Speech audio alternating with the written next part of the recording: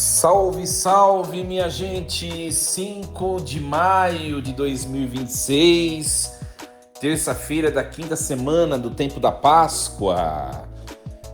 Vos saúdo com a paz de Jesus. Que alegria nos encontrarmos nesta manhã desta terça-feira. Sintam-se todos bem acolhidos. Um privilégio para nós ouvirmos a palavra de Deus, meditarmos sobre ela.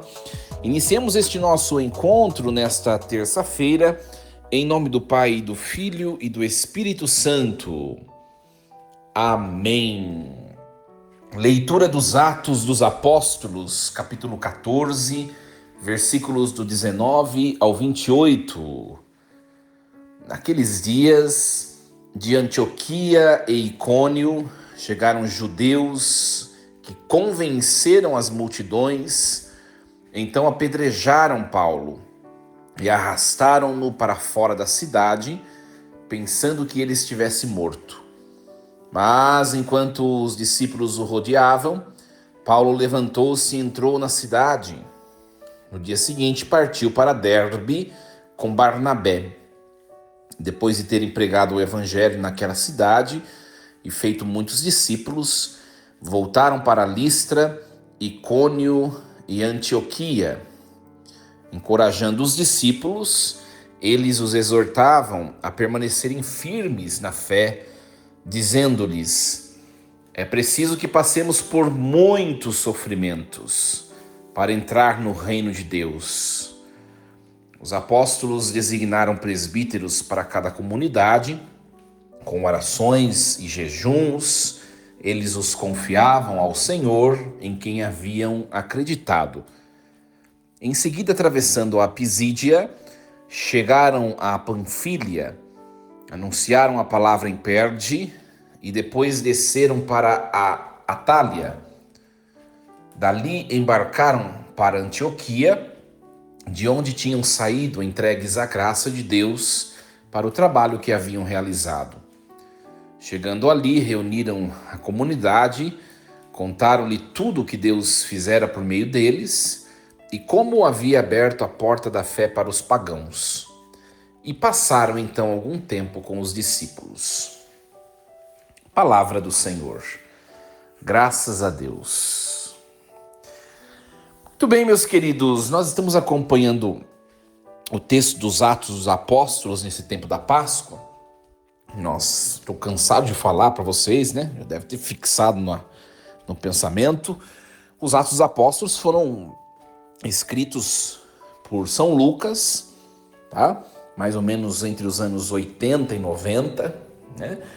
E esse livro ele narra a expansão da igreja sob o impulso do Espírito Santo, tá? As viagens de São Paulo são o motor da narrativa dos Atos dos Apóstolos, gente. Mas preste bem atenção que o programa de hoje é muito importante para você entender um pouco a estrutura dessas viagens de São Paulo, né? Para entendê-las plenamente, nós devemos cruzar o relato dos Atos dos Apóstolos com as informações das chamadas cartas paulinas, tá? Muito bem.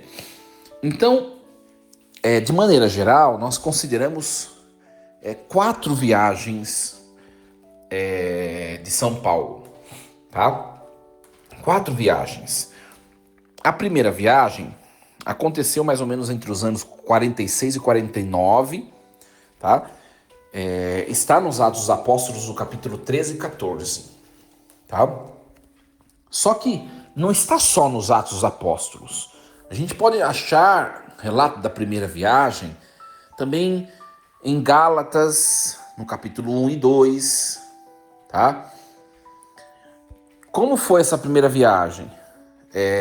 Paulo ele iniciou a missão junto com Barnabé, tá? Então Barnabé foi o líder inicial. Nós vimos isso nos Atos dos Apóstolos lá atrás, há alguns dias atrás, aliás, faz vários dias atrás, né, no texto da liturgia.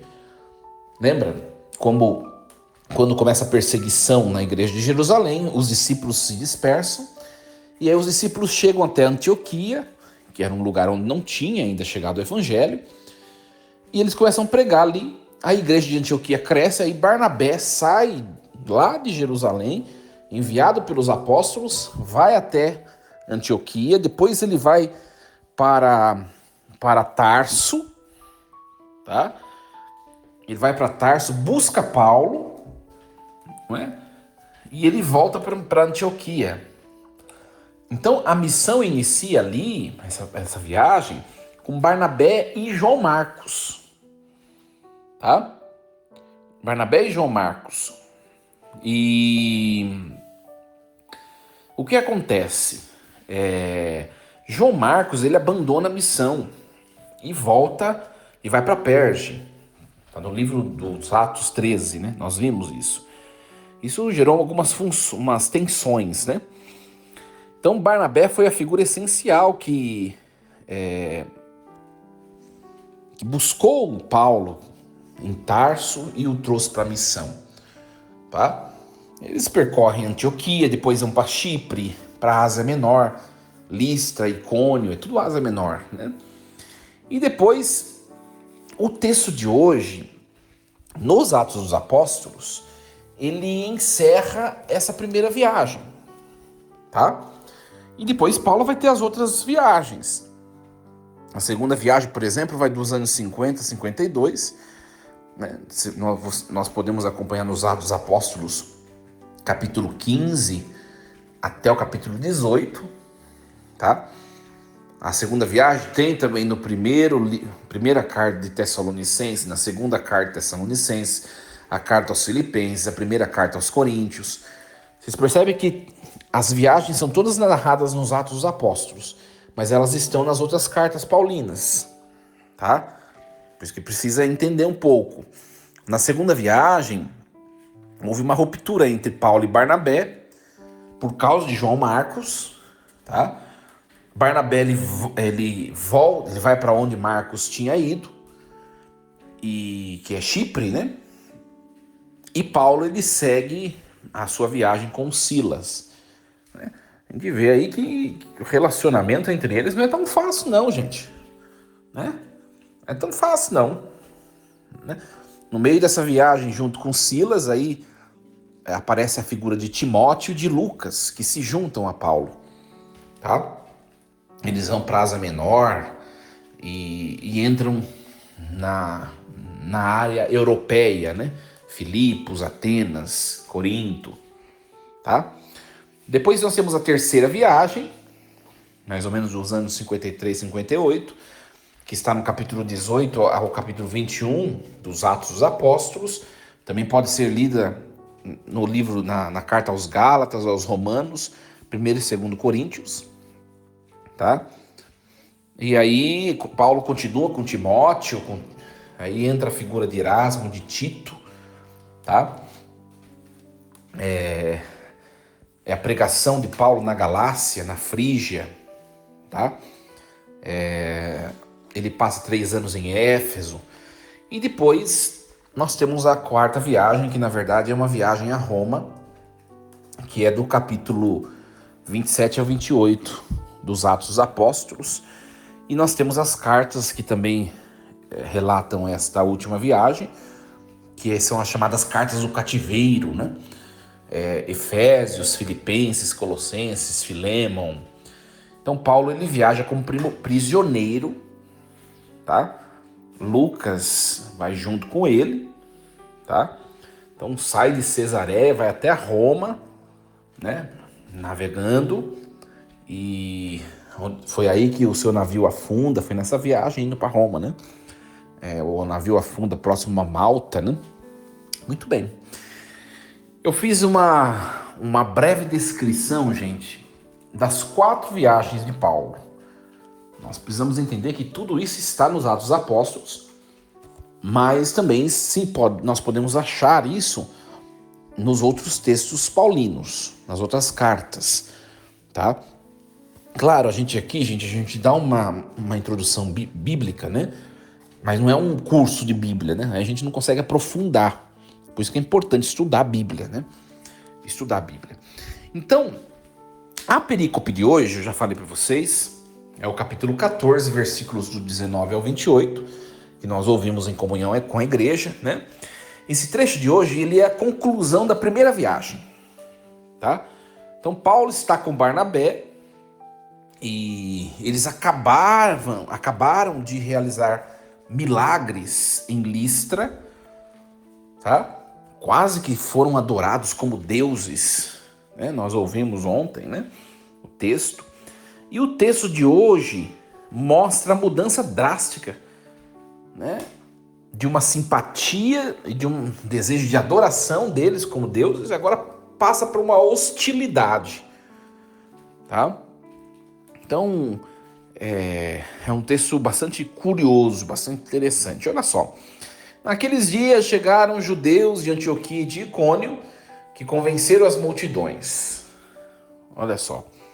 Então, o texto revela a volatilidade das multidões. De fato, as multidões, gente, uma hora estão querendo adorá-los, agora se deixam ser convencidas, não é, pelos judeus e passam a odiá-los. É muito curioso, né? E procuram apedrejá-lo, apedrejam Paulo. Então o apedrejamento era a pena capital para blasfêmia, né?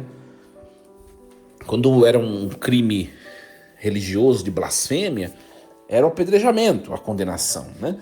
Então Paulo, ele é tratado como um cadáver aqui no texto de hoje. Por isso arrastaram-no para fora, pensaram que ele estava morto depois de ser apedrejado, tá?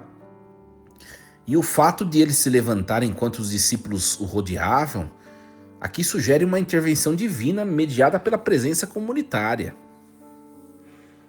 Interessante isso. Gente, colocando na nossa vida esse texto, muitas vezes as pedradas que nós recebemos são críticas, são exclusões, são ofensas, nos fazem sentir mortos emocionalmente. Quem nunca viveu isso? Quem nunca ouviu coisas, às vezes, de pessoas por quem se tem carinho, ouviu coisas que machucaram? Todos nós tivemos essa experiência. Então a lição aqui é que ninguém se levanta sozinho. A comunidade cristã, o círculo dos discípulos é que nos sustenta, né? Então a resiliência de Paulo nos convida a não permitir que a agressividade do mundo nos impeça de terminar a nossa missão. Eu vou partilhar uma coisa com vocês aqui. Olha, a gente se decepciona, gente, por coisas e por pessoas que a gente não imagina, sabe? Eu sempre falo, olha, se a gente for levar em conta as tristezas que nós temos com as pessoas, e eu vou dizer a vocês, são pessoas próximas, pessoas de dentro da igreja, a gente deixa de ser padre, a gente deixa de ser cristão, a gente deixa de ser católico. Por isso que eu sempre tenho falado que os nossos olhares estejam fixos em Jesus Cristo, o único capaz de não nos decepcionar, de não nos apedrejar. O único capaz, né? Aprender com o Senhor. Paulo, ele está pregando o evangelho, ele está pregando a verdade. E as pessoas não estão afim, as pessoas não querem. Não é verdade? Então, nós vemos aqui que Paulo e Barnabé, depois de terem pregado o evangelho naquela cidade, feito muitos discípulos, voltaram para Listra, né? Então, Paulo e Barnabé, eles realizam o pastoreio do retorno. Eles voltaram exatamente de onde eles foram perseguidos, gente. Eles não pregam um caminho fácil, mas eles afirmam a necessidade da tribulação aqui, né? A necessidade da tribulação para o amadurecimento no reino. Nossa, é uma santa ousadia, né, gente? É uma santa ousadia. Gente, nós precisamos rejeitar um evangelho sem cruz. Precisamos rejeitar, não existe. Não existe. Se a gente está no caminho de fazer a vontade de Deus, se a gente está no caminho de cumprir a vontade de Deus, o projeto de Deus na vida da gente, se a gente está no caminho de aceitar as bênçãos que Deus nos entregou, nós temos de estar preparado para as cruzes. Sobretudo perseguições, gente. Perseguições. Isso é um dado concreto. Um dado concreto. Tá? Olha, a tribulação, ela não é um sinal de que Deus nos abandonou. A tribulação é um degrau para o reino. Além disso, o texto de hoje destaca que a fé, ela precisa de estrutura, né? Nós precisamos valorizar, né? A liderança da igreja, as práticas espirituais, o jejum, a oração, tudo isso é o que dá raiz à nossa caminhada, impedindo que sejamos levados por qualquer vento de doutrina. Ficar firme naquilo que é de Deus, não desistir pela coação, pelas forças que se antepõem, não é? E aí,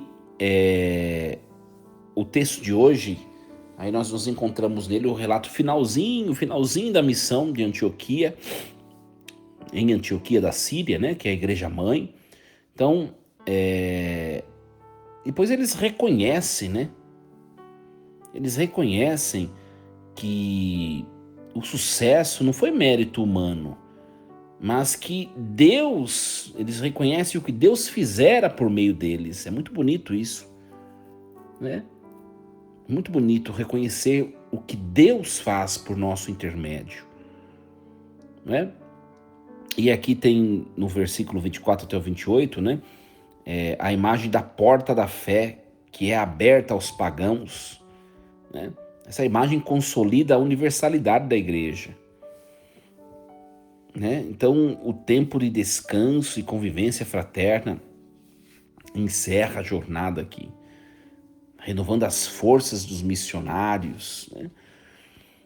Gente, ao final de qualquer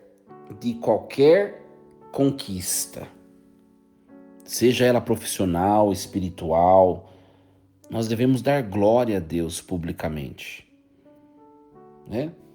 Sabe, compartilhar os efeitos do Senhor, né?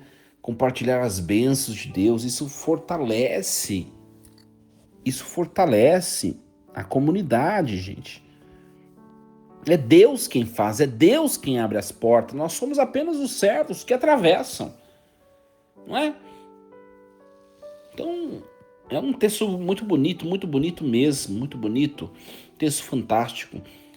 Então, aprendamos com o texto de hoje os seguintes pontos, né? Você que vai conduzir alguma reflexão a partir dessa leitura de hoje, você que vai fazer alguma meditação, olha, eu entrego esses 3 tópicos. Primeiro ponto, resiliência e fraternidade. O cristão, ele levanta das pedradas da vida quando ele está rodeado pelos seus irmãos em Cristo. Paulo, no meio da igreja que se reuniu diante do seu corpo, ele se levanta, depois de apedrejado. Vou abrir um parênteses aqui, nesse primeiro ponto, embora seja a hora já de encerrar o nosso programa, né, por causa do tempo. A gente precisa escolher bem quem que a gente quer perto da gente, gente. Eu vou falar uma coisa para vocês. Escolha para perto de vocês pessoas que, quando vocês levarem as pedradas da vida, elas estejam como essas que estavam ao lado de Paulo, no momento da dor, da dificuldade. A gente tem tanta gente ao redor da gente, mas quando a gente precisa de verdade, muitas vezes nós não achamos as pessoas que nós pensávamos que estariam perto de nós. Então, como Paulo teve essa experiência de quase morrer, mas estava do lado dele, a sua comunidade. Que nós valorizemos essas pessoas. Resiliência e fraternidade. O segundo ponto, a questão da estrutura ministerial. Então, a igreja ela se sustenta na autoridade dos presbíteros e na entrega confiante ao Senhor. Oração, né? A oração é quem sustenta a missão, a vida missionária da igreja. E o terceiro ponto, a pedagogia da cruz, né? A tribulação é o caminho normal para o reino. Nós não devemos temê-la, mas perseverar nela, se manter firme. Que texto bonito hoje, né? Texto muito bonito, né? E o livro dos Atos dos Apóstolos, gente, associado às cartas paulinas, narra essas viagens de Paulo com seus colaboradores, né? E muito nos edifica. Nós vemos hoje que esse capítulo 14, né, dos Atos, nós vemos nele o fortalecimento da fé, um fortalecimento que exige aceitar o sofrimento, estruturar a liderança da igreja, não é? Toda missão deve ser entregue à graça de Deus, que é quem abre a porta da fé para a humanidade, né? Então, que esse texto nos inspire, nos ajude e levemos uma única frase para o nosso dia hoje, que me marcou bastante. Essa frase que eu vou dizer a vocês, a pregação deles. Olha só, é preciso que passemos por muitos sofrimentos para entrar no reino de Deus. Gente, virão humilhações, virão implicâncias, virão perseguições, virão gente, né, calúnias, virão críticas, virão um monte de coisa. Mas é preciso que nós passemos por isso, para nós colhermos a honra que vem de Deus. Essa palavra faz muito sentido para a minha vida pessoal hoje, partilhando com vocês. Muito sentido. E eu desejo de todo o coração, vocês que partilham a palavra diariamente comigo, que vocês também se percebam fortes, resilientes diante dos desafios da vida. Deus, Ele não nos abandona. Deus está pronto para, diante da nossa resiliência e da nossa perseverança, Ele está pronto para nos honrar. Eu creio nisso, creia nisso, meu querido, minha querida. Uma excelente terça-feira a todos, força e coragem, em nome do Pai e do Filho e do Espírito Santo. Amém. E lembremos-nos sempre, Deus está no comando de tudo.